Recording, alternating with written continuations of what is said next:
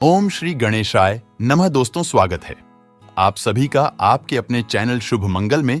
दोस्तों, 28 सितंबर 2023 को गणपति विसर्जन के दिन एक बहुत ही दिव्य और दुर्लभ संयोग बन रहा है। दोस्तों, इस अनंत चतुर्दशी होने के साथ साथ धन लक्ष्मी योग, कुबेर योग और अमृत सिद्धि योग का निर्माण हो रहा है। इसीलिए ये दिन इच्छा पूर्ति के लिए बेहद ही खास माना जा रहा है। दोस्तों, आज हम बात करेंगे गणपति विसर्जन के बारे में। गणपति जी जो कि 10 दिन के लिए आपके घर में पधारे हैं, उनका आपको किस तरह से विसर्जन करना चाहिए। उनकी चौकी आप किस तरह से हटाएंगे। नारियल का क्या करना है। पूजन सामग्री जो आप रखते हैं उसका क्या करना है। प्रसाद का क्या करना है।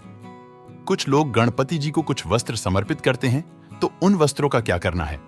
और इस दिन कौन से उपाय है जिनको करने मात्र से आपको शुभ फलों की प्राप्ति होगी।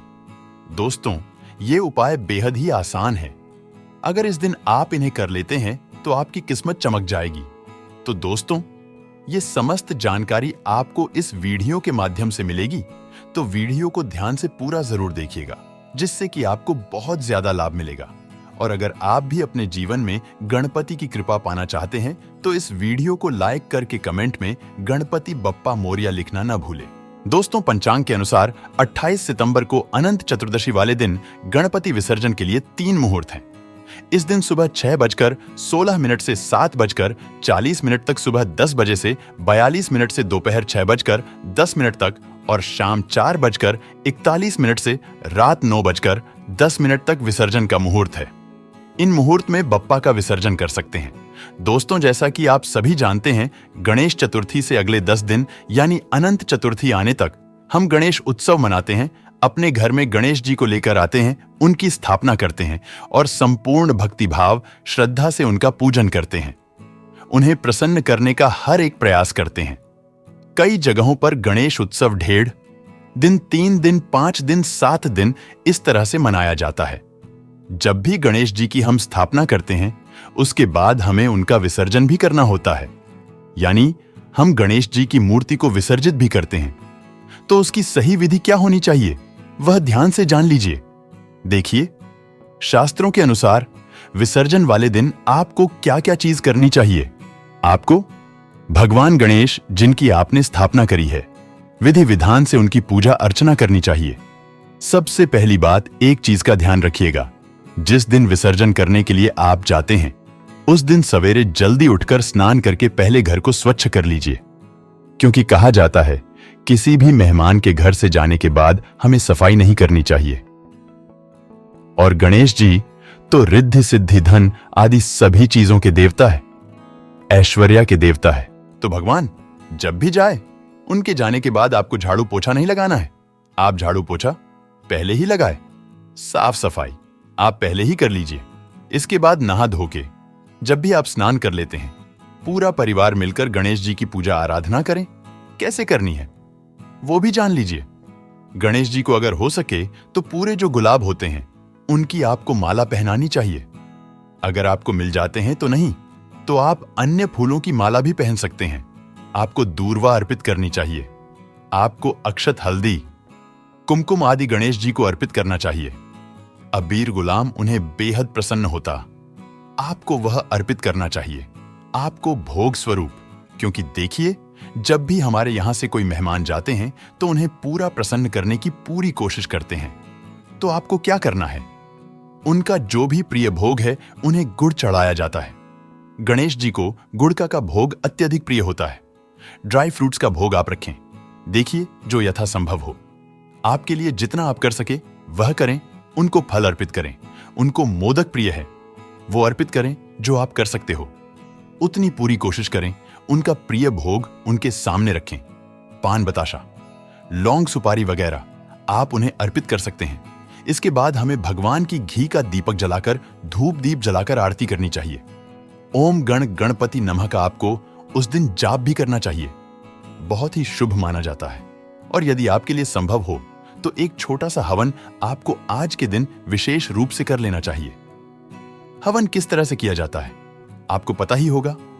मिट्टी का या तांबे का पत्र लेकर उस पर आप कंडा जला के रख लीजिए।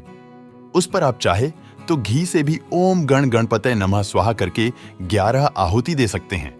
आप गणपति जी के लिए एक छोटा सा इस तरह से हवन कर सकते हैं।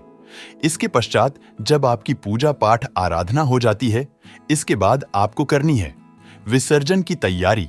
अब विसर्जन की तैयारी किस तरह करेंगे वह भी ध्यान से समझिएगा। कुछ लोग चौकी पर ही गणेश जी की स्थापना करते हैं, तो कुछ लोग बिना चौकी के भी लाल कपड़ा बिछा के उस पर अक्षत रखकर स्थापना कर देते हैं। कई बार जब हम मंदिर में स्थापना करते हैं तो हम अलग से चौकी नहीं रखते हैं। तो क्या करना है? जिन लोगों ने अलग से चौकी नहीं रखी है, उन्हें एक चौकी लेनी है। उस चौकी के ऊपर आपको थोड़ा सा गंगाजल छिड़क कर उसे पवित्र कर लेना है। इसके बाद कुमकुम सिंदूर ले लीजिए। उससे स्वास्तिक का निशाना बनाएं, यानी स्वास्तिक के साथ स्थापना करें। इसके बाद उसके ऊपर थोड़ा सा अक्षत रखें। अक्षत ढालने के बाद लाल पीला जो भी आपके पास वस्त्र है, उस वस्त्र को उसके ऊपर बिछा दीजिए। जिन लोगों ने ऑलरेडी चौकी रखी हुई है, उन्हें डायरेक्ट चौकी उठाना है। उन्हें यह सारी चीज नहीं करनी है। जिन लोगों ने चौकी नहीं रखी है, उनके लिए बता रहे हैं। लाल या पीला वस्त्र बिछाने के बाद थोड़े से फूल रखिएगा। फिर गणेश जी की मूर्ति को उठाकर आपको उस पाटले के ऊपर रख देना है। अब क्या करना है आपको? इसके पश्चात एक कपड़े में थोड़े से जो भी आपने भोग अर्पित किया था, वह भोग उठाकर उस कपड़े में रखें। 1-2 कॉइन दक्षिणा स्वरूप रखें, क्योंकि किसी भी मेहमान को जब भी हम विदा करते हैं, उन्हें खाली हाथ हम विदा नहीं करते हैं। तो गणेश जी के लिए भी आपको थोड़ा सा भोग रखना है, रास्ते के लिए, और उनके लिए दक्षिणा रखनी है, क्योंकि जब वह अपने लोक को जाएंगे तब उन्हें किसी भी प्रकार की परेशानी ना हो। तो इस तरह से आपको अपने गणेश जी को विदा करना है।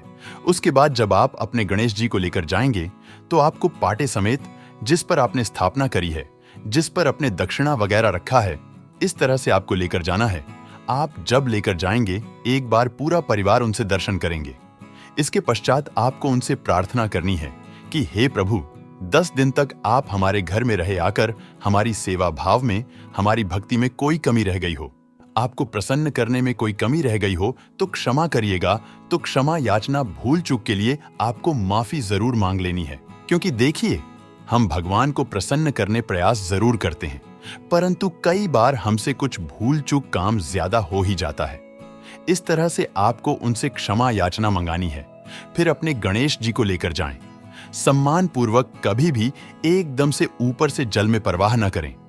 धीरे से जल में उतरकर आपको अपने हाथों द्वारा खुद से ही प्रवाह करना चाहिए, खुद से ही विसर्जन करना चाहिए। और आप एक चीज का विशेष ध्यान रखिएगा, यदि आपके घर में आपने इको फ्रेंडली गणेशा रखे हैं, तो एक साफ सुथरे बर्तन में पानी भर लीजिएगा। इतना भरिएगा कि वह अच्छे से उसके अंदर विसर्जित हो जाए, सर तक उनके पानी आ जाए। गणेश जी के थोड़ा सा कच्चा दूध डालकर थोड़े से पुष्प उसमें ढाल दीजिएगा। उसके बाद आप अपने गणेश जी को उसके अंदर विसर्जित करिएगा। अब आप घर में विसर्जित कर रहे हैं, तो दक्षिणा स्वरूप आप क्या रखेंगे? थोड़े से अक्षत ढाल दीजिएगा दक्षिणा स्वरूप।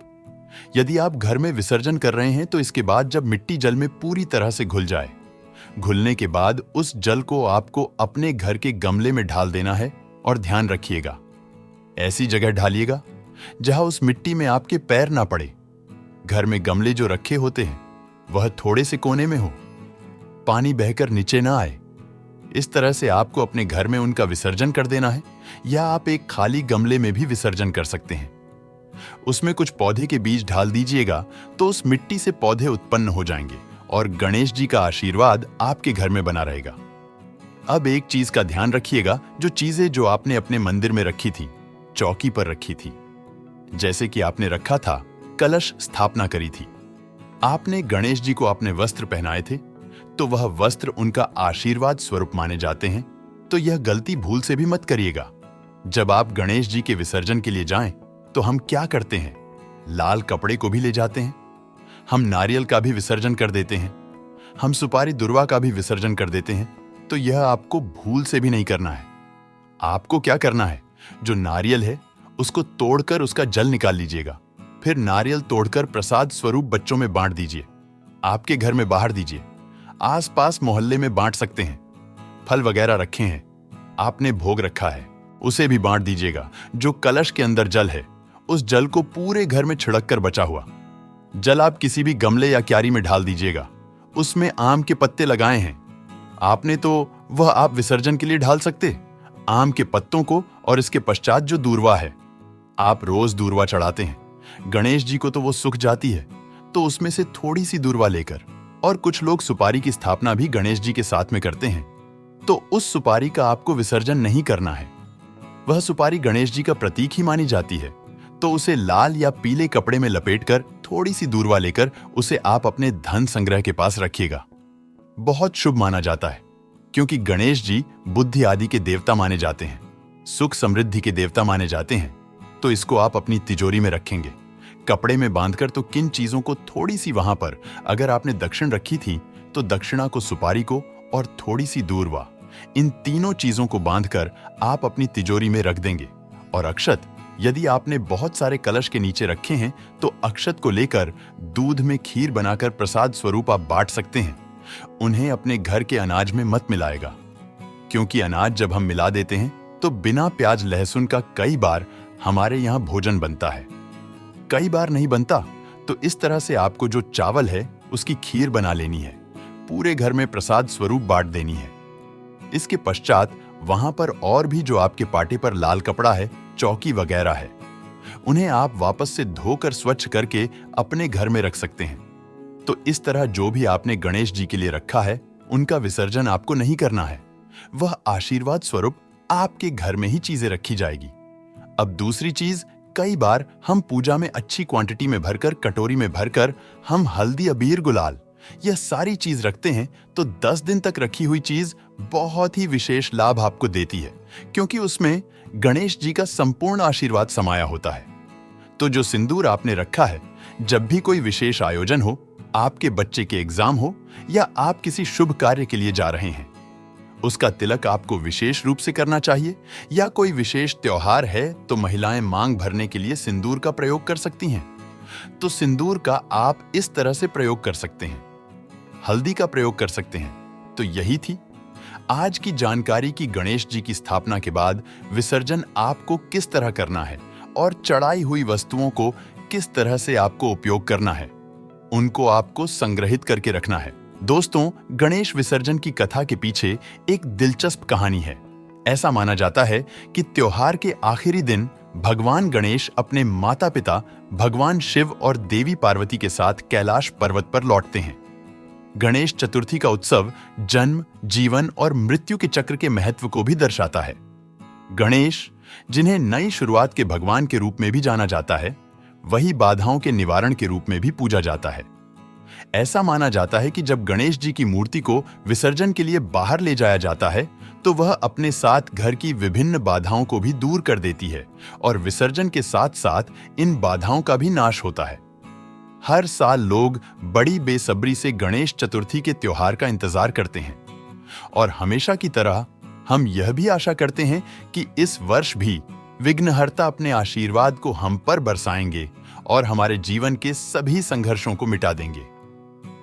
पौराणिक मान्यताओं के अनुसार यह भी माना जाता है कि श्री वेद व्यास जी ने गणपति जी जब महाभारत की कथा सुनानी शुरू की थी, तभी से गणेश चतुर्थी का आरंभ हो गया था। कहानी सुनाने के दौरान व्यास जी आंख बंद करके गणेश जी को लगातार 10 दिनों तक कथा सुनाते रहे और गणपति जी लगातार 10 दिनों तक लिखते रहे। यह कथा खत्म होने के 10 दिन बाद जब व्यास जी ने आंखें खोली, तो देखा कि गणेश जी के शरीर का तापमान काफी ज्यादा बढ़ गया था। ऐसे में व्यास जी ने गणेश जी के शरीर को ठंडा करने के लिए जल में डुबकी लगवाना शुरू कर दी। तभी से यह मान्यता है कि 10वें दिन गणेश जी को शीतल करने के लिए उनका विसर्जन जल में किया जाता है। इस प्रकार गणपति विसर्जन का आयोजन करना आवश्यक और महत्वपूर्ण माना गया है। गणपति विसर्जन करने के बाद गणपति जी के भक्त अगले वर्ष उनके स्वागत के लिए उनका इंतजार करते हैं। साथ ही जीवन के हर एक पड़ाव में गणपति जी का आशीर्वाद प्राप्त करने के लिए भी उनसे प्रार्थना करते हैं। दोस्तों, भगवान गणेश के विसर्जन से पहले ये आसान उपाय करके आप अपने दोषों को सदैव के लिए दूर कर सकते हैं। आइए जानते हैं कौन से है वह उपाय बिगड़ा काम बन जाएगा। अक्सर देखा जाता है कि हम किसी काम के पूरे होने के लिए लगातार कोशिश करते हैं, लेकिन वह पूरा नहीं हो पाता है। तो अब आप चिंता छोड़कर 4 नारियल एक माला में पिरोकर गणेश जी को अर्पित करें। आपका काम बन जाएगा। परीक्षा में असफलता। अगर आप परीक्षा में बार बार असफल हो रहे हैं या आप नौकरी के लिए इंटरव्यू में असफल हो रहे हैं तो कच्चे सूत में 7 गांठ लगाकर जय गणेश काटो क्लेश मंत्र का जाप करें और उस सूत को पर्स में रखें। आपकी समस्या समाप्त हो जाएगी। किस्मत नहीं दे रही है। 7 अगर आपका भाग्य आपका साथ नहीं दे रहा है और आप उसे अपने अनुकूल बनाना चाहते हैं तो गजानन का जलाभिषेक करके लड्डू का भोग लगाएं और प्रार्थना करें। ऐसा करने आपका काम हो जाएगा। समस्याओं का ऐसे करें समाधान। यदि आप किसी समस्या से लगातार परेशान हैं तो गणपति का स्वरूप कहे जाने वाले हाथी को हरा चारा खिलाकर प्रार्थना करने से आपकी समस्या का समाधान हो जाएगा। धन प्राप्ति के लिए अगर आप तंगी से परेशान हैं और धन प्राप्ति करना चाहते हैं तो प्रातः काल उठकर स्नान करें और गाय को शुद्ध घी व गुड़ का भोग लगाएं। आपकी समस्या जल्द समाप्त होगी। अगर आता है ज्यादा गुस्सा, अगर आपकी गुस्सैल प्रवृत्ति से आपको कई कठिनाइयों का सामना करना पड़ता है तो आप लाल रंग का फूल 7 दिनों तक भगवान गणेश को चढ़ाएं। आपका क्रोध खत्म हो जाएगा। तुतलाहट दूर करता है। ये उपाय कभी कभी देखा जाता है कि आपका बच्चा बचपन से ही वाणी दोष से ग्रसित होता है। यदि आप उसकी वाणी से तुतलाहट खत्म करना चाहते हैं तो केले की एक माला बनाकर भगवान गणेश को चढ़ाएं। ऐसा करने से वाणी दोष से मुक्ति मिलती है। पारिवारिक कलह से बचने के उपाय। आपका परिवार अगर पारिवारिक कलह से जूझ रहा है तो बुधवार के दिन गणेश जी की प्रतीकात्मक मूर्ति बनाकर घर के मंदिर में स्थापित करें और रोज उसकी पूजा करें। ऐसा करने से सुख बना रहता है। घर के मुख्य दरवाजे के पास गणेश जी की मूर्ति की स्थापना करने से घर में सुख और समृद्धि बनी रहती है। तो वीडियो अच्छा लगा तो वीडियो को लाइक जरूर कर दीजिएगा। जानकारी अच्छी लगी हो, लाभप्रद लगी हो तो इस जानकारी को अपने अन्य प्रियजनों के साथ जरूर शेयर करेगा। और यदि हमारे चैनल पर पहली बार आए हैं तो चैनल को सब्सक्राइब जरूर करिएगा।